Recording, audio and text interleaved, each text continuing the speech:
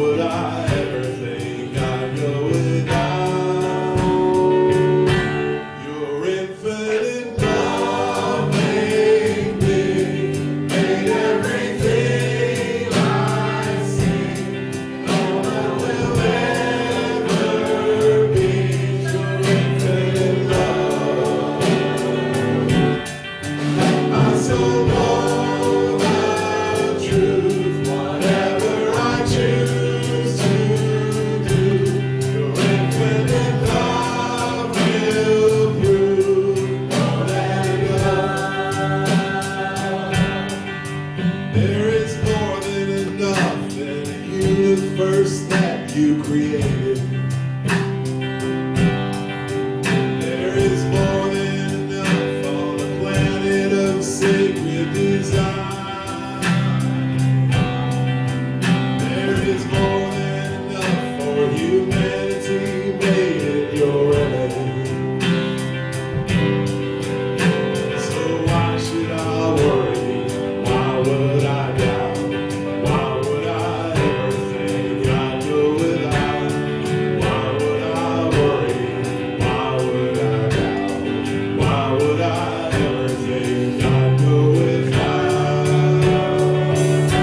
your infinite love? Made me, and everything I see, and all that will ever be your infinite love.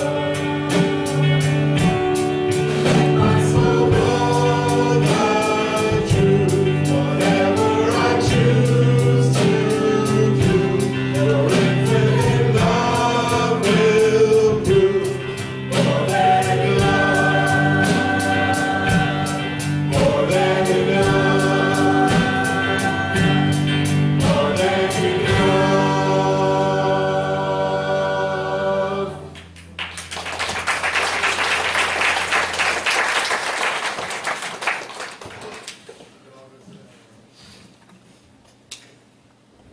Please help me welcome our prosperity guru, Marguerite Cuquet.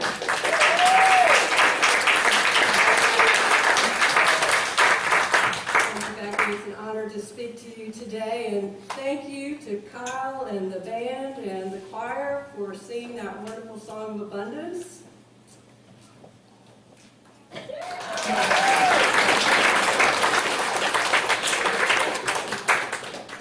Well, for those of you that don't know me, I just want to introduce myself a little bit. My name is Marguerite Cuquet. I have been a member of Unity of Savannah for 10 years. I met my husband here, Marty Paul.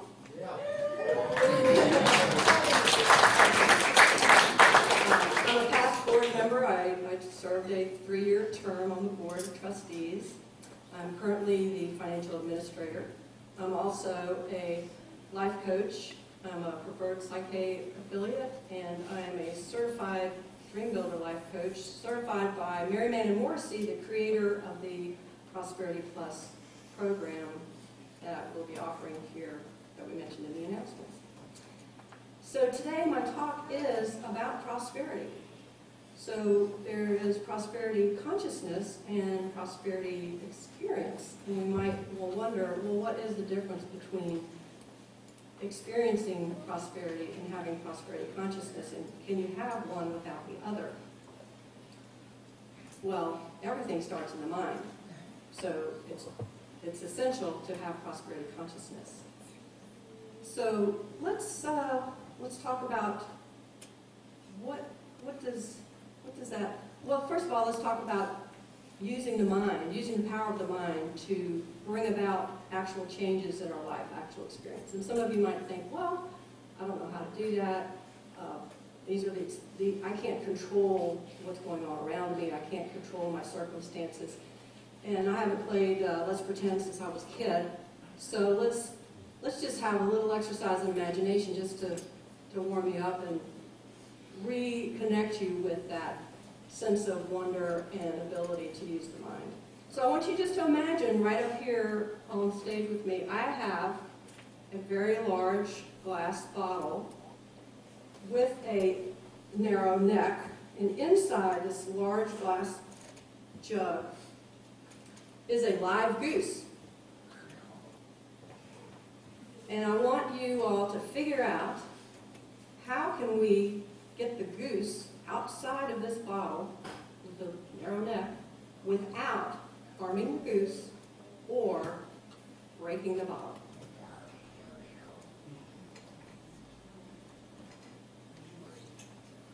There you go. Somebody said use your mind.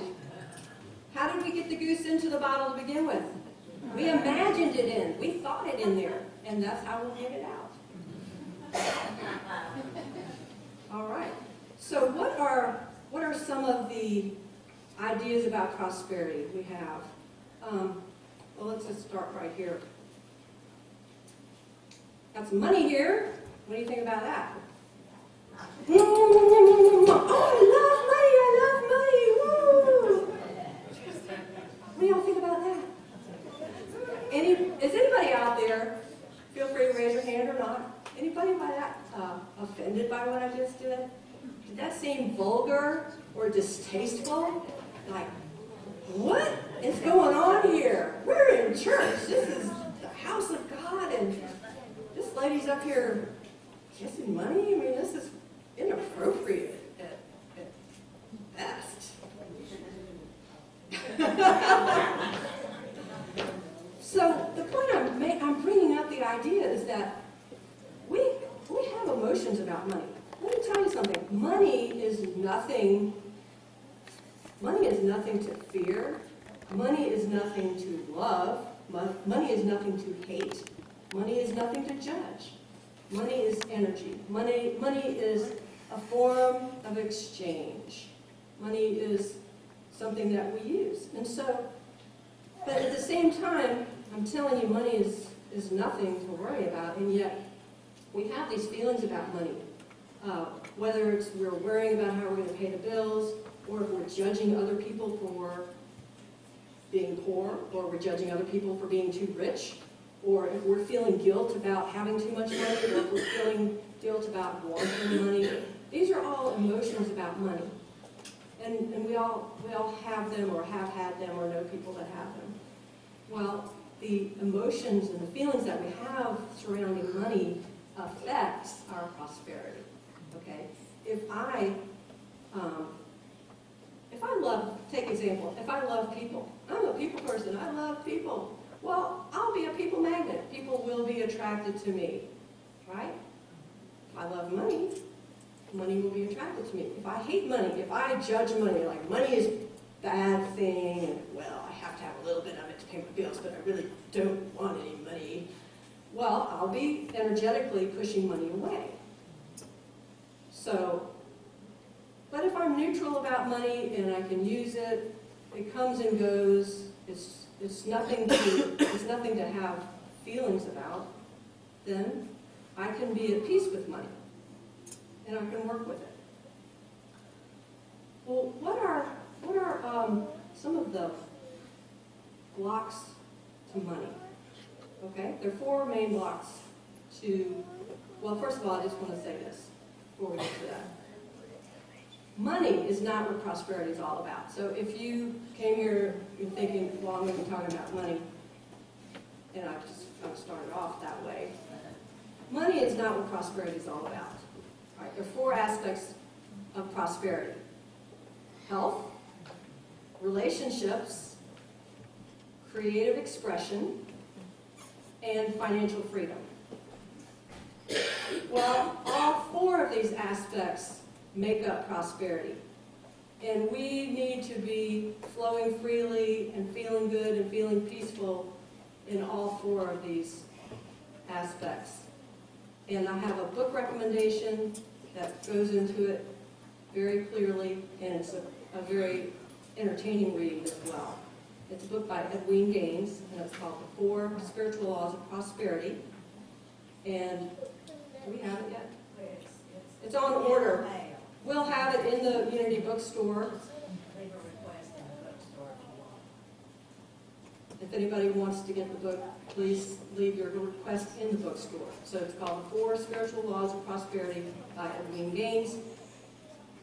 So we have these four aspects: health, relationships, creative expression, and financial freedom. So notice I don't say money, I say financial freedom.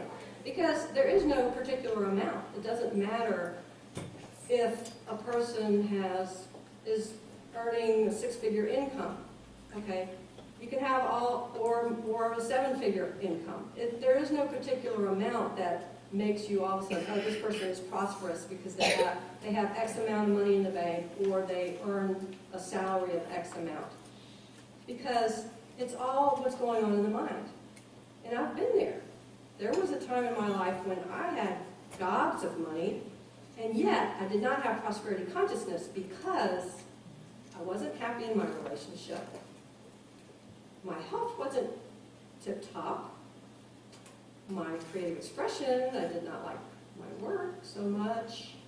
And although I did have plenty of money in the bank, I had fear that I would lose it. I had fear that I would lose it. Didn't matter how much I had. I had this feeling that I was going to spend it all and it wasn't going to be enough.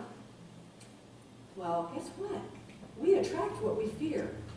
And that is what happened to me. I did. I lost it all. I even had my house repossessed by the bank. This happened many years ago. Luckily, I was beginning to study about prosperity consciousness, and I learned that I had to have faith that everything would work out.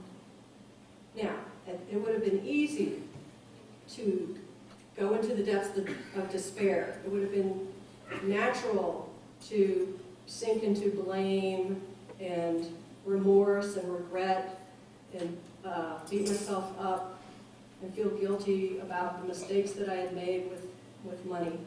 But instead I chose to follow the idea of faith that things would work out. And I can tell you that, so things were not automatically easy. I'm not saying that. What I'm saying is that I had these challenges and I met them, I got through them, keeping my faith. There were times, but never once was it the worst. Although I did lose my home, I was never homeless. Although I might not have had money coming in, I looked in the freezer and there was food. So, I had food. Or somehow, magically, I always had money to put gas in the car. I was able to take care of my kids. And it was uncomfortable, had to think on my feet, but I got through it. And I'm just saying, no matter where you are, no matter what your experience is, keeping your faith will get you through it. And that takes positive thinking. So just like you can imagine the goose in the bottle and you can imagine the goose out of the bottle, whatever your circumstances are, if you have faith that you can change the circumstances or that the circumstances will change, it can come about.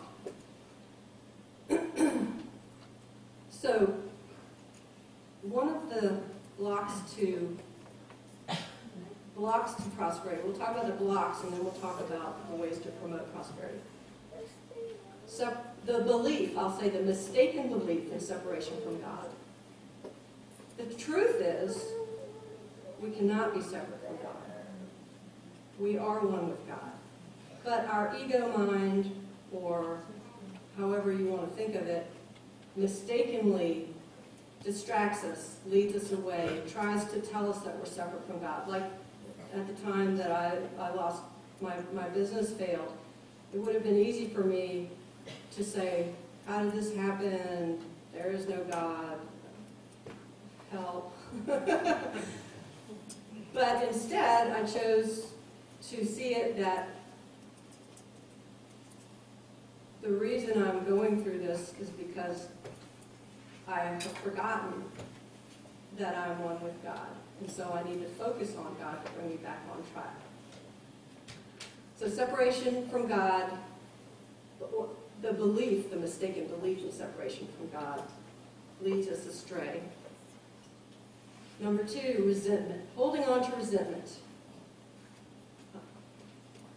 Holding on to resentment will keep you prosperity away from you. Number 3, fear of lack. Fear drives away prosperity. Whatever we focus on gets bigger. If we focus on lack and we focus on fear of lack, that looms large in our life. And number 4, the limits. Believing in limits, believing in the limiting circumstances. Those are the blocks to prosperity. So let's talk about how do we promote prosperity in our lives. Number 1, oneness. Oneness with God. Focusing on being united with God. And here's the counterintuitive part.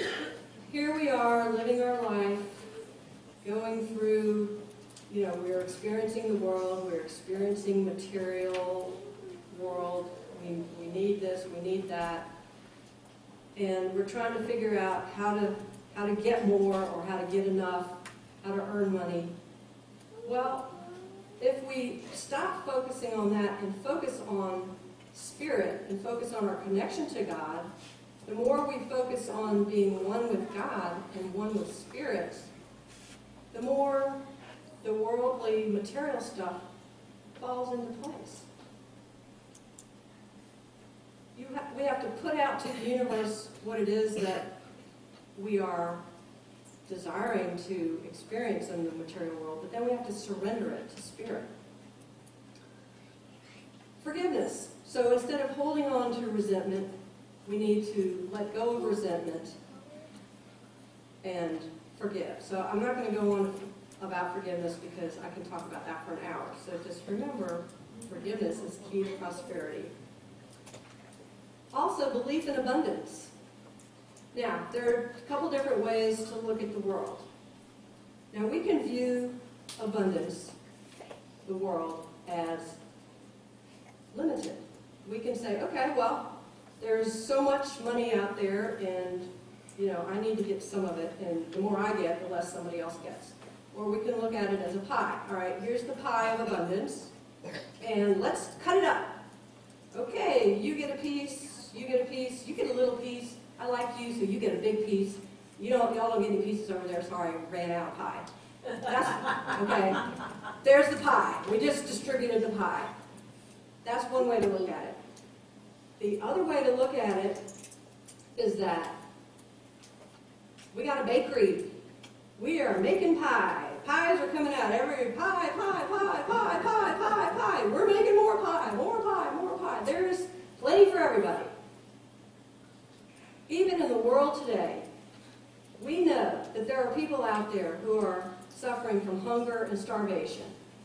But we also know that there is more than enough food for everybody. That is a fact. What's the problem? Distribution. Well, the paradigm is, the general belief is that there's nothing you can do about it. There's hungry people over there, the food's over there. I don't know what to do. It takes thinking outside the box and being creative to realize that there is a way to do it. We haven't figured it out, we haven't put it in place yet, but there is a way for everybody in the world to be fed because there is plenty of food. So we just need to translate that idea into our own lives. And when we start thinking, these are my circumstances, this is my box, and this is how much money I make, I get a salary, or I can't do this, or I can't do that because I can't, Savannah isn't big enough, or I don't have enough education, or I'm not young enough, or I'm not old enough, or I'm not smart enough, or I'm not tall enough, or whatever it is. These are all limiting beliefs, and believing that we are limited by circumstances. So, in order to make changes and bring in more prosperity to our lives, we have to think outside of those circumstances.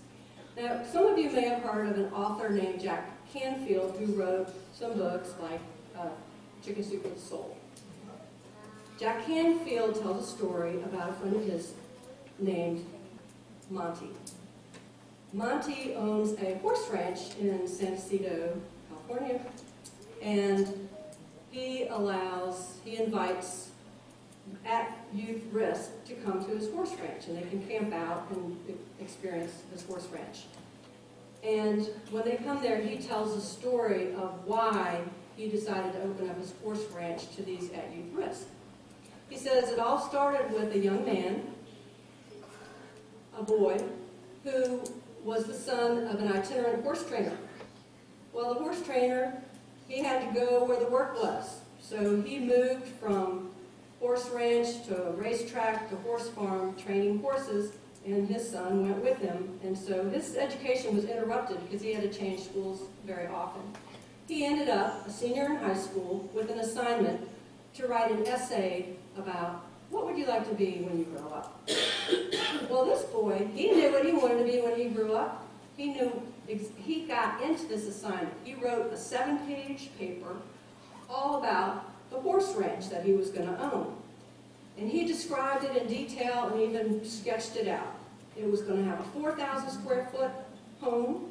It was going to have on 200 acres of land with a horse track, a training track, and stables, and a barn, and everything he needed, and it was all going to be first class.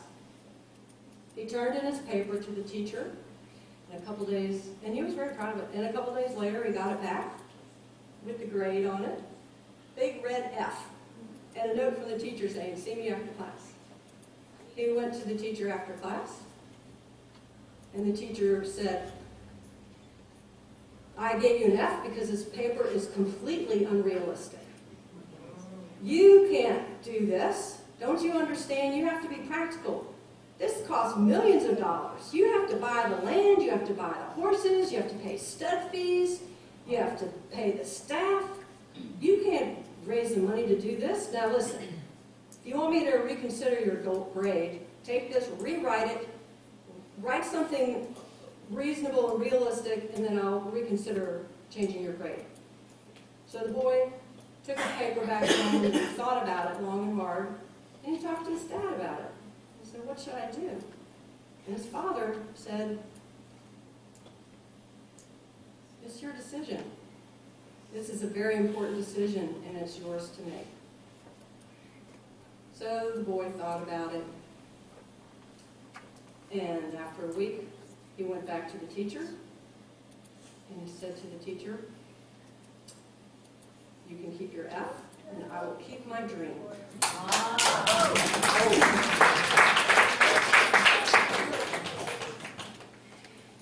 And Monty has his paper with the F on it in a frame hanging over his fireplace in his 4,000 square foot home on the 200-acre ranch, where he invites the at-youth risk to come visit him. And the teacher brings kids and says, "Well, back then, I stole kids' dreams. I didn't realize what I was doing." And so he was making up for it by bringing people to the ranch to say, "Here's my former student, and look what he's done." So that's an example of somebody who thought outside of his circumstances. He didn't say to himself, "I'm just a poor kid working, my dad's a horse trainer." I mean, he just said, "This is what I want." He thought of it, and he made it happen. But it started in his mind.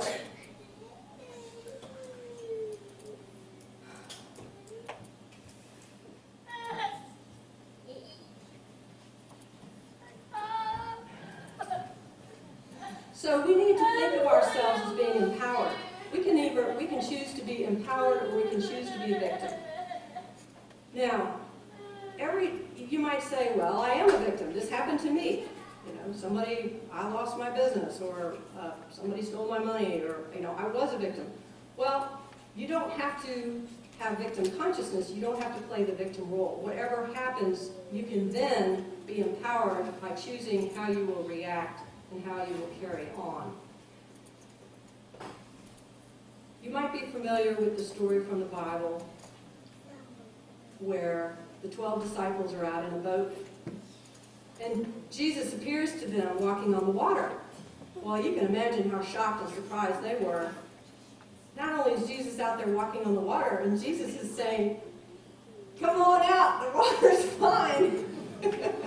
Walk on out here to me. Well, they were paralyzed with fear. Fear that Jesus would drown. Fear that they would drown if they went out to try to walk to him or get him back in the boat.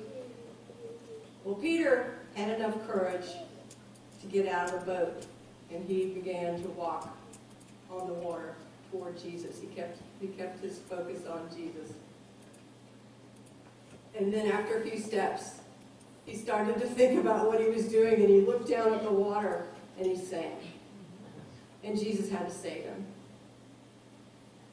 Well, this is how prosperity works. It's a metaphor. Like Peter, when we have the courage to step out of the boat, right, that's getting out of our limiting circumstances. That is having the courage to think beyond what we see as our limits. Keeping our focus on Jesus, that's faith in what is possible. All things are possible with God. So as long as we focus on Jesus, we can accomplish anything. I would like to end this talk with a little exercise. So if everyone would please relax and allow your eyes to gently close. Take a few deep breaths to just calm yourself. Deep inhale, deep exhale, let everything go. And imagine in front of you a book. The book is open before you. It's open somewhere in the middle. Each page of this book represents a day of your life. So all the pages on the left have writing on them. And all the pages on the right are blank. What will you choose to write on the blank pages?